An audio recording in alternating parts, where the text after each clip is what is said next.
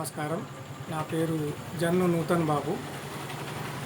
మాకు పట్టా వారసత్వ భూమి దేశపేట గ్రామంలో ఉన్న సర్వే నెంబర్ 302 పట్టా భూమి. ఈ భూమి చిన్నవడ్డపల్లి చెరువు కింద ఉండడం వల్ల ఎఫ్టీఎల్లోకి ప్రభుత్వం తీసుకుంది. ప్రభుత్వం తీసుకొని మాకు ఇంతవరకు నష్టపరిహారం కూడా ఇవ్వలేదు.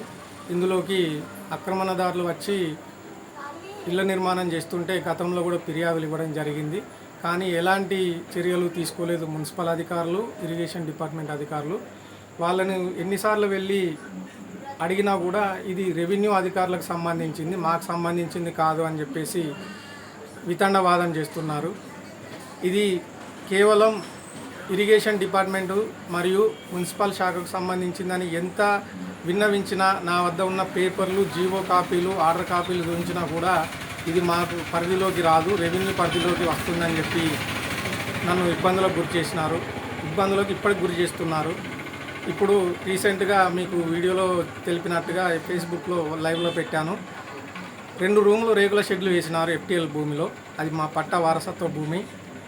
ప్రభుత్వం చెరువు కింద ఉంది కాబట్టి ఎఫ్టీఎల్లోకి మీకు ఎలాంటి నిర్మాణాలకు కానీ ఇండ్లకు కానీ పర్మిషన్ ఇవ్వమని చెప్పడం జరిగింది. మరి మాకు ఎలాంటి నష్టపరిహారం అందలేదు. కూలి పని చేసుకొని బ్రతుకుతున్నాం. ఇట్టి విషయం నష్టపరిహారం గురించి జిల్లా కలెక్టర్ వద్ద ఫైల్ ఉంది. మాకు ఎలాంటి ఉపాధి ఇంతవరకు లేదు. అయినా కబ్జాదారులు మా యొక్క భూమిలోకి వస్తున్నారని ఫిర్యాదులు చేస్తే పట్టించుకోవడం లేదు మున్సిపల్ అధికారులు, ఇరిగేషన్ అధికారులు మున్సిపల్ అధికారులపై, మున్సిపల్ అధికారులు రెవెన్యూ అధికారులపై ఒకరికొకరు చెప్పుకుంటూ నన్ను ఇబ్బందులకు గురి చేస్తున్నారు.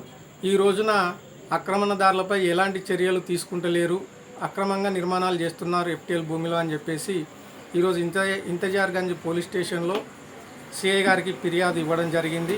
ఫిర్యాదు ఇచ్చి రిసిప్ట్ తీసుకోవడం జరిగింది. ఇటు ఫిర్యాదు జిల్లా కలెక్టర్ గారిపై, వరంగల్ ఆర్డీఓ గారిపై మరియు మున్సిపల్ కమిషనర్ గారిపై, Kashibugga circle deputy commissioner, building inspector గారిపై ఫిర్యాదు ఇవ్వడం జరిగింది. అధికారులందరూ నాకు న్యాయం చేస్తారని చెప్పేసి కోరుకుంటున్నాను.